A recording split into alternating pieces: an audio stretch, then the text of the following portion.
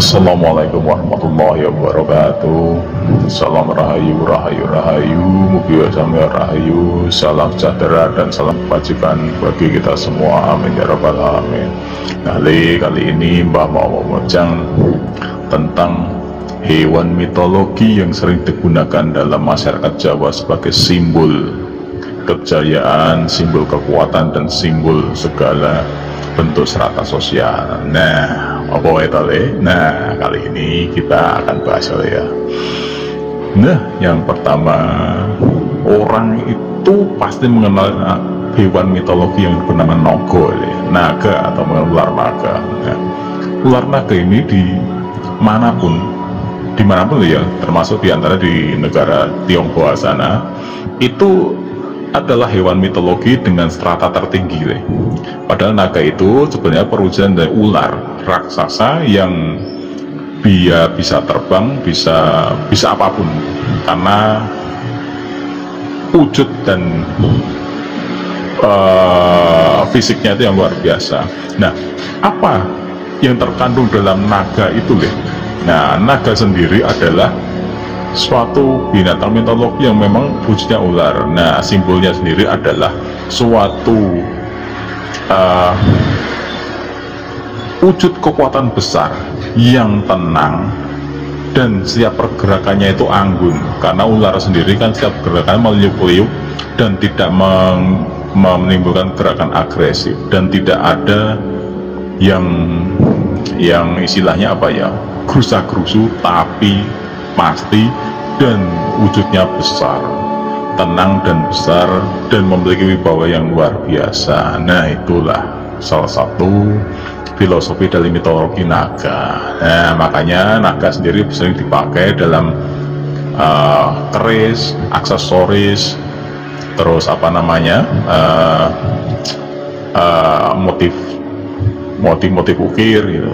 Itu karena memang mitologi dari cerita naga adalah memang itu kejayaannya ya, dan luar biasa, suatu hal yang besar dan anggun dan juga mengerikan. Nah, maka kenapa banyak keris itu ada namanya Kiai Nogo Seluman, Nogo Sosro Sabu Inten, dan tombak Kiai Baru Linding. Lah, nama Baru Linding sederhana sokor naga yang besar ya. Nah, itu disimpulkan seperti itu. Nah, yang kedua adalah harimau atau macan atau singa, yaitu jenis ya. Maka di Indonesia ini mengenal namanya singo barong. Di Tiongkok dan Bali juga mengenal singo barong. Singo itu dihiaskan juga dalam bentuk harimau ya. Nah, kenapa? Harimau sendiri adalah simbol dari kewibawaan, binatang yang ditakuti karena wibawanya, raja hutan, dan memiliki wibawa yang luar biasa. Gerakannya anggun, buas, dan tidak banyak ngomong ya.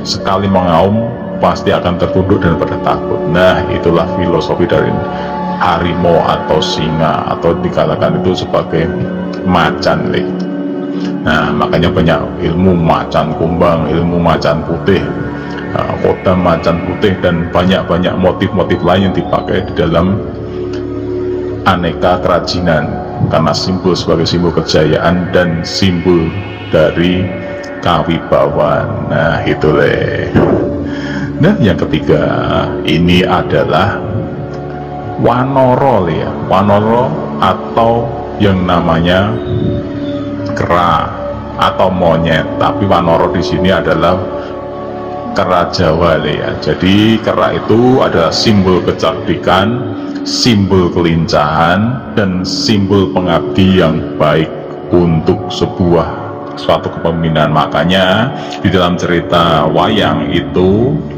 seorang tokoh yang bernama Hanoman. Hanoman itu diwujudkan adalah bukan seorang raja tetapi seorang utusan dari suatu golongan yang menyelamatkan Dewi Sinta dari cengkraman Rahwana. Nah, makanya dikatakan itu sebagai wujud mitologi dengan kecerdikan, kesetiaan, dan kegagahan dan keberanian. Nah, makanya di mitologi Chinese, Tiongkok itu juga ada Sun Gokong gitu ya. Sun Gokong itu adalah Raja Kera dari Gunung Waku. Nah ya seperti itu. Memang di Maluku juga ada Anoman, ada Sun Gokong, dan ada beberapa tempat juga seperti itu. Nah yang keempat ini adalah Garuda ya. Garuda atau burung elang. Loh ya Pak? Ya, di dalam mitologi Jawa, Garuda itu atau Raja Wali atau mungkin yang namanya elang, itu sebenarnya kan nama ya, nama atau hias ya. Jadi nama bagus yang disematkan pada suatu hewan atau burung raksasa yang memakan